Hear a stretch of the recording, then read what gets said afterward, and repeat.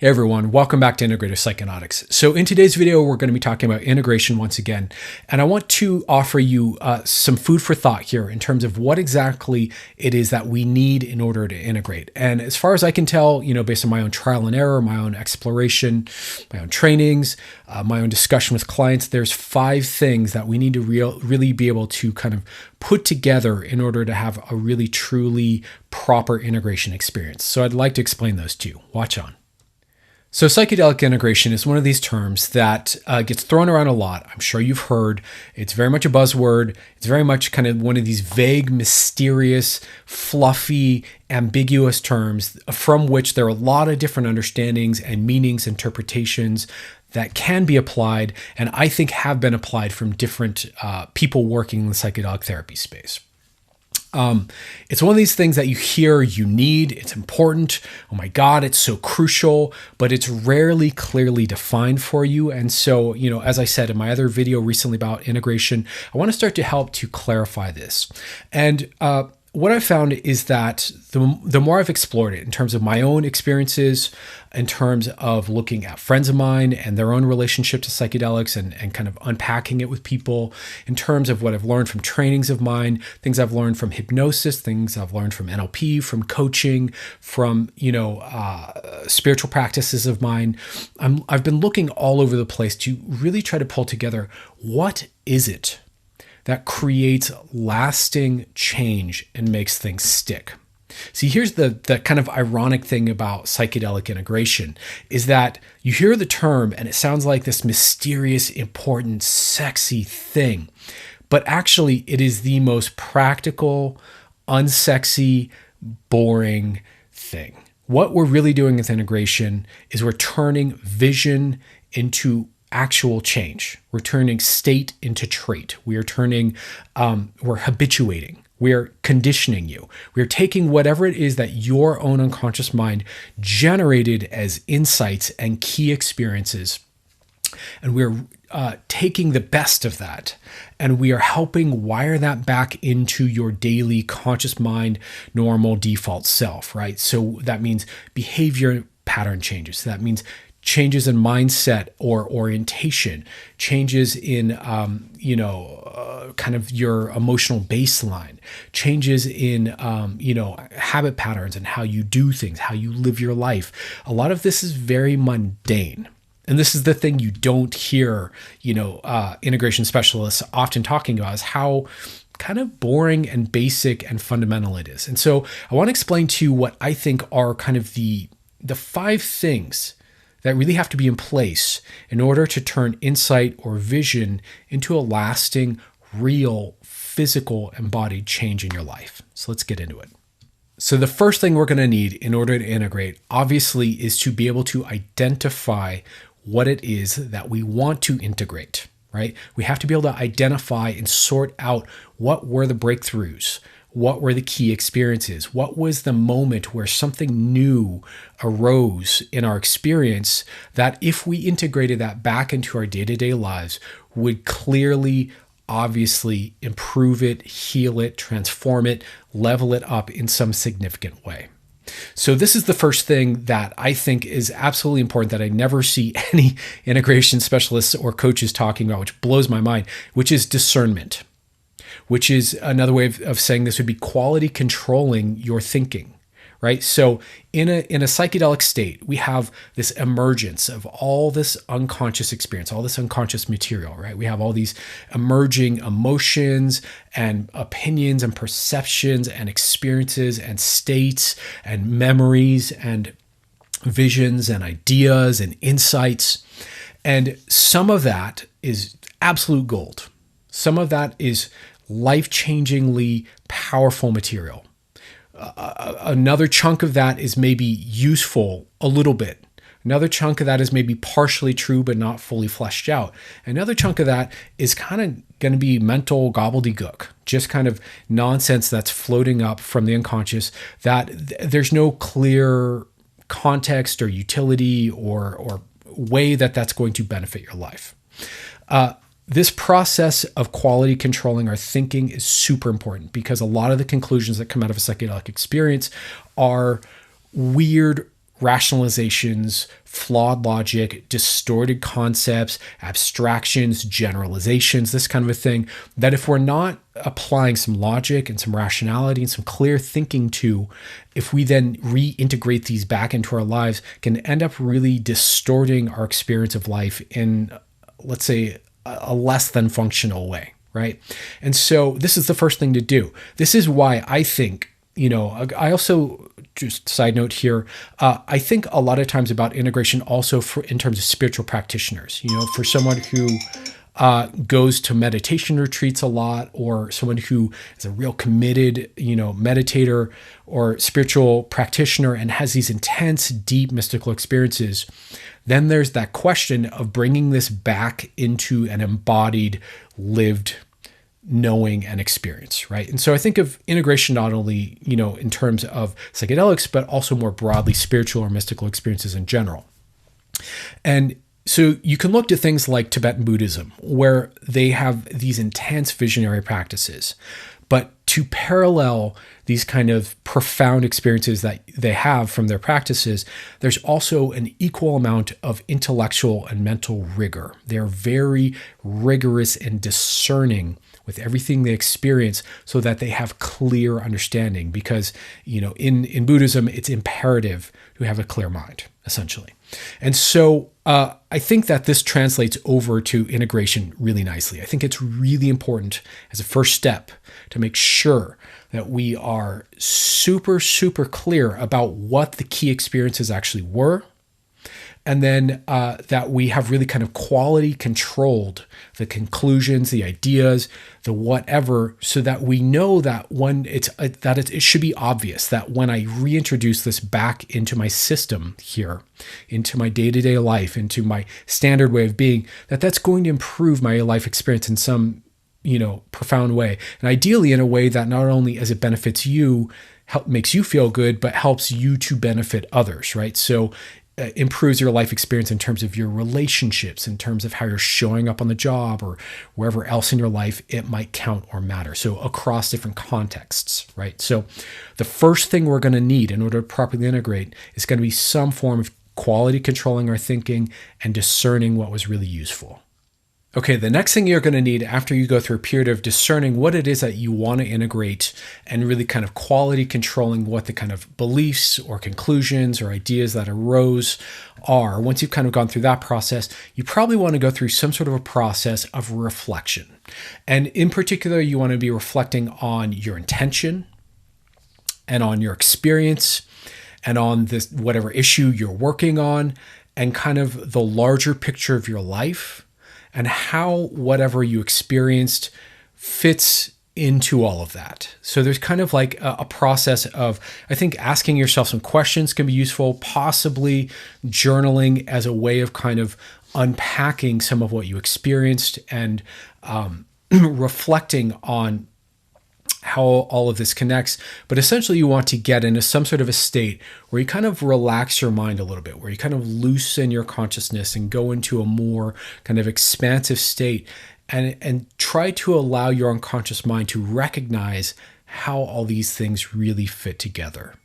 So reflection is really useful in that sense of turning inwards and kind of seeing if you can sense maybe more intuitively rather than logically what the kind of, how the experience you had on psychedelics is almost like the piece of a puzzle that fits into place and augments or shifts or changes the bigger picture here of your intention and what you want to experience in your life and how medicine fits into that and the problem you're working on, and kind of see how this all kind of settles and connects together. I think it's also really useful to really look at your intention and the experience you had and how they may not immediately have seemed to made sense together. But when you kind of reflect on it from after your experience and you look back and you go, what's the connection between my intention and what arose for me? You might like really start to understand a whole other side of things that you hadn't considered before. So this is a whole other thing as a second step that I strongly recommend and encourage. And to be clear, I think of integration as being all 5 of these things coming together. So I wouldn't just do one of these and call that integration. It's really the process of moving through all of these and putting them all together that I think creates integration here. So we've got this phase of discernment, and then kind of this phase of reflecting and kind of expanding and loosening, kind of softening our awareness to see if we can start to perceive the larger pattern and how this all fits together. So that'd be second step. Okay, so the third step is really what I consider to be the actual process of integrating, the real rubber meets the road moment of integration. This is something I was just teaching in my group coaching course. This is also obviously something I do with my clients one-on-one. So if this resonates for you, let me know. And of course, you're invited to get in touch with me if you're interested in doing some integration work. So the third thing we're going to need is some form of wiring up the states or the experiences or the learnings that we had from our journey back into our default consciousness. And really, it's about neurologically connecting the dots and conditioning in what it is that we experienced in our journey back into ourselves as a way of being in our day-to-day life. I do want to say about this that there's a common misconception, I think a little bit of like a childish fantasy that a lot of people, myself included, I've gone through this, kind of project on psychedelics, that we're going to have some sort of a permanent bliss state or a permanent peak state that we're going to live inside of all the time as a way of being, as a way of feeling. That integration really is about wiring up some sort of permanent state. I don't think that that's a really accurate conception of the territory. I think in my experience, what I've seen more is that it's an integrating of the awareness and the access to those states when you want them more easily, more freely, and an expanding, a redefining of what your nervous system is capable of and who you are, your sense of self. That includes this. So you're expanding your palette here, right? And so as we wire up these new capabilities back into the nervous system, the way I think of it is your complex system. Our nervous system is a complex system. And as we take some of what it generated in an altered state, rewire that back into itself. So it's a recursive thing we're doing here. It starts to alter and expand the capacity of your complex system. So that can have all kinds of ramifications. You might, integrate something like spiritual bliss or spiritual ecstasy, and then that can, have ramifications on your health in a positive way, for example, or ramifications for how you navigate, stressful situations as a parent or, with your coworkers, and all of a sudden you're finding yourself more calm and centered, that kind of thing. So it can really kind of pop up in different ways. But the third thing we need is some way to wire that in to the nervous system. So this is something that, I'm really grateful for my training in hypnosis and NLP, because it's really given me a very solid foundation in transformational work and how to help someone wire up their nervous system in this way. If you don't know how to do that kind of thing, it's hard to describe. It's a whole education in and of itself. So again, you're invited to get in touch with me about it. But this is really where the integrating happens. See, quick side note here. When you hear psychedelic integration, more often than not, when someone says this, they can't even answer what it is that we are integrating into what, right? Or they'll have some far out abstraction of that. But I think at its most fundamental, psychedelic integration is taking whatever the key experiences were, the real peak breakthrough moments of your journey, taking those states, those insights, those moments of difference that made the difference for you, and rewiring that back into your nervous system. That's what integration is. So if you don't know how to wire up a person's nervous system, or you don't know how to wire up your own, you don't know how to condition yourself or how to connect the dots neurologically, then in my book, there's no integration really happening, and this is where I kind of make the discernment between,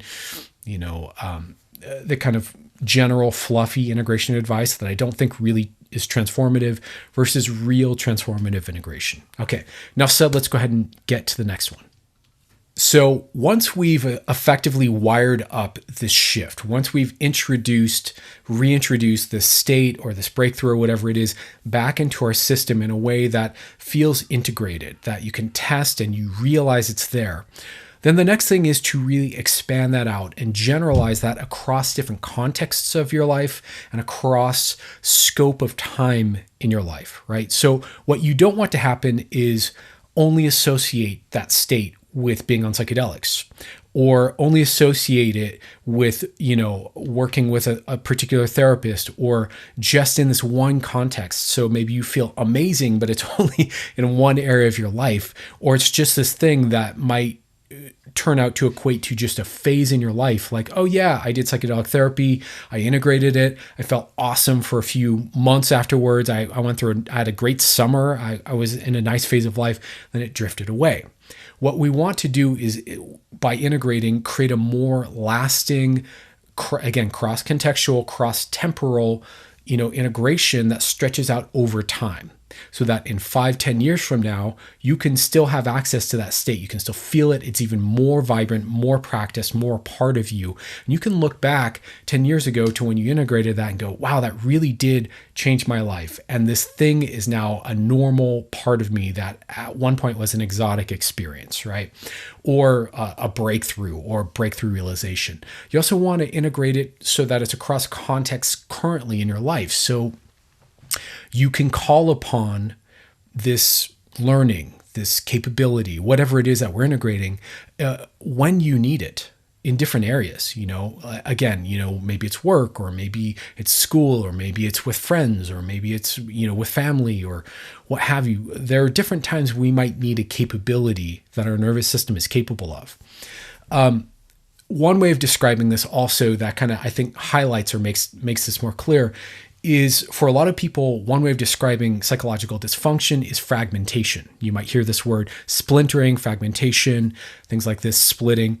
And the basic idea is that when a person is kind of has a lot of different internal parts or aspects of themselves that are in conflict, a lot of times they're kind of segmented off from each other and working at cross purposes. And that's how we get like self-judgment and kind of like rigidity and stuckness and don't know how to move forward. A lot of times what that is that the different facets of our personality and our nervous system are working against each other, or you only have certain abilities in certain contexts, right? Maybe you can only be funny when you're drinking. Maybe you can only